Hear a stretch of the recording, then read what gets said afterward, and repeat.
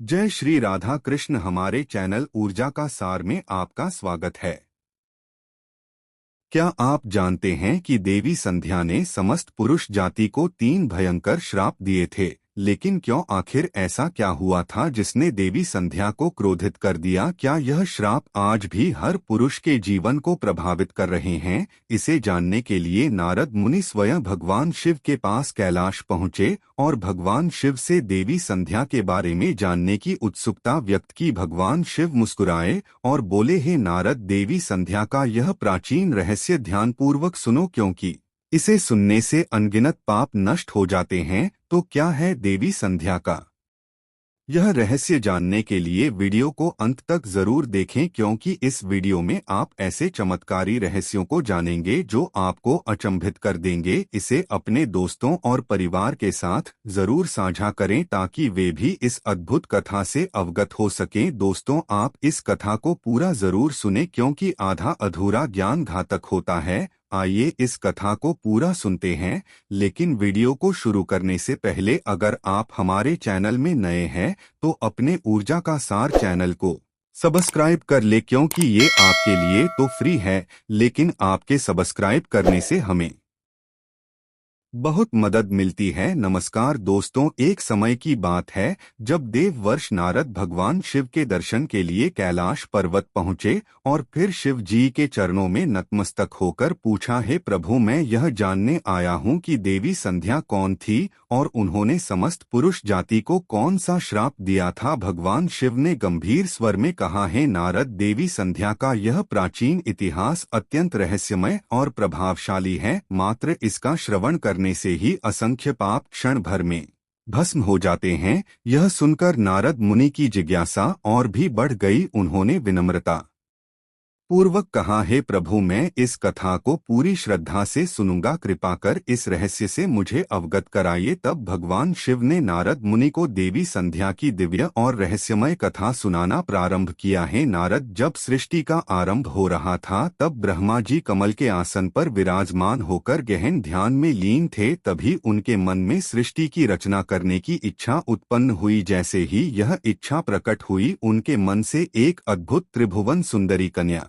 प्रकट हुई। उसकी सुंदरता अद्वितीय थी और उसका मोहक स्वरूप देखकर समस्त ब्रह्मांड मंत्रमुग्ध हो गया। क्योंकि ब्रह्मा जी के मन से उत्पन्न हुई थी, इसलिए वह उनकी मानस कन्या कहलाई। भगवान शिव ने आगे कहा, है नारद, क्योंकि ब्रह्मा जी ध्याना अवस्था में थे और उसी दौरान यह कन्या प्रकट हुई, इसलिए उसका नाम संध्या रखा गया। जब ब्रह्मा जी ने अपनी ध्यान मुद्रा से नेत्र खोले और उस अनुपम सुंदर कन्या को देखा तो क्षण भर के लिए उनका मन विचलित हो उठा। संध्या का मोहक रूप इतना अद्वितीय था कि ब्रह्मा जी भी उसके प्रभाव से बच नहीं सके और उनके भीतर काम भाव जागृत हो गया। जैसे ही ब्रह्मा जी की ऐसी कुपित दृष्टि संध्या पर पड़ी, उसका दिव्य तेज क्षीण हो गया। यह देखकर संध्या अत्यंत दुखी हो गई और उस स्थान को तत्काल छोड़कर चली गई। भगवान शिव ने आगे कहा, है नारद, यह जान लो कि ब्रह्मा जी के मन में किसी भी प्रकार का विकार उत्पन्न नहीं हो सकता, परंतु प्रभु की लीला अपरंपार है। सृष्टि के प्रवाह को गतिमान रखने के लिए उन्होंने स्वयं ब्रह्मा जी के मन में यह विकार उत्पन्न किया। इसी दिव्य लीला के प्रभाव से क्षण भर के लिए ब्रह्मा जी के भीतर काम भाव जागृत हुआ, परंतु इस घटना के पीछे एक गढ़ रहस्य छिपा था, समस्त मानव जाति के कल्याण की योजना। अब हे नारद, इस रहस्य पूर्ण लीला को ज्ञानपूर्वक सुनो। हे नारद, ब्रह्मा जी के उस व्यवहार से देवी संध्या अत्यंत व्यथित हो गई। उनके मन में अपार दुख था और वे स्वयं को असहाय महसूस करने लगी। इस पीड़ा से मुक्ति पाने के लिए वे चंद्रभाग पर्वत पर तपस्या करने के लिए चली गई। लेकिन वहां पहुंचने के बाद एक नई चिंता उनके मन को सताने लगी। आखिर किस देवता की आराधना करें, किसकी तपस्या से उन्हें शांति मिलेगी? इसी विचार में डूबी हुई संध्या पृथ्वी लोक में भ्रमण करती हुई ब्रह्लोहित नामक सरोवर के समीप जा पहुंची और वहीं खड़ी हो गई। तभी संयोगवश महर्षि वशिष्ठ उसी मार्ग से गुजर रहे थे, उन्होंने सरोवर के पास खड़ी एक तपस्विनी कन्या को देखा और हैरान रह गए। महर्षि वशिष्ठ उसके पास गए और कोमल स्वर में बोले, भद्रे, तुम कौन हो, किसकी पुत्री हो, इस घने वन में अकेली क्यों भटक रही हो? यदि यह कोई गोपनीय बात ना हो तो कृपया मुझे अपना उद्देश्य बताओ। तब देवी संध्या ने महर्षि वशिष्ठ को अपनी पूरी व्यथा सुनाई और विनम्र स्वर में कहा, हे मुनिवर, मैं इस पर्वत पर तपस्या करने के उद्देश्य से आई हूँ। कृपा करके मुझे बताइए कि मैं किस देवता की आराधना करूं, कौन मुझे इस दोष से मुक्त कर सकता है और तपस्या करने का सही विधि विधान क्या है? कृपया मुझे उपदेश देकर अनुग्रहित करें। देवी संध्या की विनम्रता और दुख सुनकर महर्षि वशिष्ठ को उन पर दया आ गई। वे बोले, हे देवी, तुम्हें भगवान नारायण की आराधना करनी चाहिए। नमो नारायणाय नमः इस महामंत्र का श्रद्धा और भक्ति के साथ जाप करो। जब तक भगवान के दर्शन ना हो जाएं, तब तक इस मंत्र का निरंतर स्मरण करती रहो। तुम्हें स्वच्छ वस्त्र धारण कर पूर्ण नियम और संयम के साथ मौन रहकर इस तपस्या का पालन करना होगा। जब तुम्हारी भक्ति से प्रसन्न होकर भगवान नारायण प्रकट होंगे तो वे तुम्हें अवश्य दोष मुक्त कर देंगे। इस प्रकार उपदेश देकर महर्षि वशिष्ठ देवी संध्या को आशीर्वाद देकर वहां से प्रस्थान कर गए। अब देवी संध्या को तपस्या का सही मार्ग मिल चुका था। उनकी प्रसन्नता की कोई सीमा नहीं रही। हृदय में अद्भुत उत्साह लिए वे आनंद पूर्वक श्री हरि की आराधना में लीन हो गई। उन्होंने महर्षि वशिष्ठ द्वारा बताए गए सभी नियमों का पूरी श्रद्धा और सावधानी से पालन करना शुरू किया। समय बीतता गया और देवी संध्या अपनी कठोर तपस्या में मग्न रही। उनकी भक्ति इतनी गहरी थी कि उन्होंने चारों युगों तक बिना विचलित हुए तप किया। उनकी तपस्या, व्रत और भगवान के प्रति अटूट समर्पण को देखकर समस्त देवता चकित रह गए। संपूर्ण ब्रह्मांड में उनकी तपस्या की गूंज सुनाई देने लगी। अंततः उनकी अनन्य भक्ति से प्रसन्न होकर भगवान विष्णु स्वयं चतुर्भुज रूप में प्रकट हुए। भगवान विष्णु ने मुस्कुराते हुए कहा, हे देवी, उठो, मैं तुम्हारी कठोर तपस्या और अटूट भक्ति से अत्यंत प्रसन्न हूँ।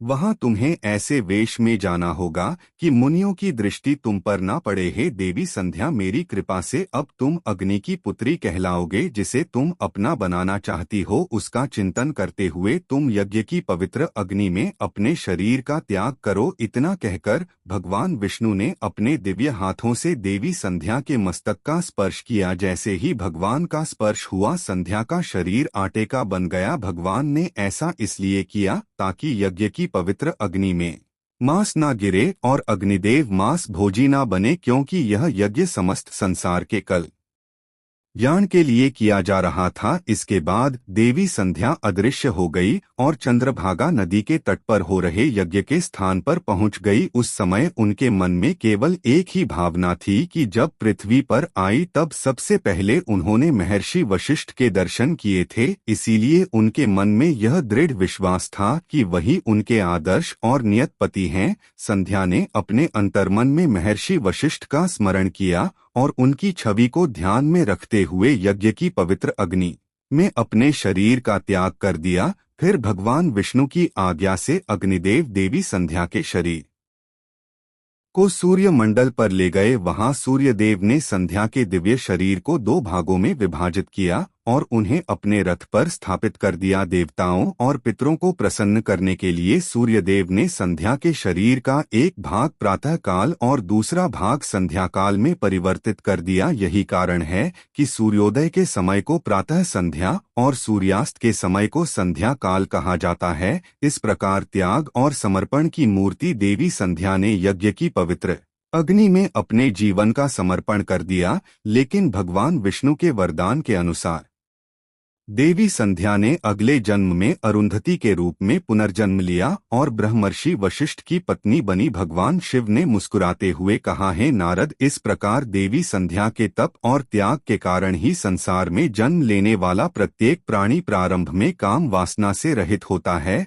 जब तक वह कौमार्य अवस्था तक नहीं पहुंचता तब तक उसके मन में किसी भी प्रकार की काम भावना उत्पन्न नहीं होती। यह सृष्टि की एक दिव्य व्यवस्था है जो संध्या के कठोर तप और भगवान विष्णु के वरदान से स्थापित हुई है। इसके बाद भगवान शिव ने कहा, हे नारद, मैंने तुम्हें देवी संध्या के जीवन का संपूर्ण चरित्र सुना दिया। उनका त्याग, उनकी भक्ति और उनके द्वारा स्थापित मर्यादाओं युगों युगों तक अमर रहेंगी। देवर्ष नारद ने श्रद्धा से भगवान शिव को प्रणाम किया और भाव विह्वल होकर बोले, हे प्रभु, आपने मुझे देवी संध्या की इस पावन कथा सुनाकर मुझ पर महान उपकार किया है। उनके चरित्र को सुनकर मैं कृतार्थ हो गया। तो दोस्तों, अगर आपको यह कहानी रोचक लगी, अच्छी लगी, तो हमारे चैनल ऊर्जा का सार को सब्सक्राइब करना ना भूलें।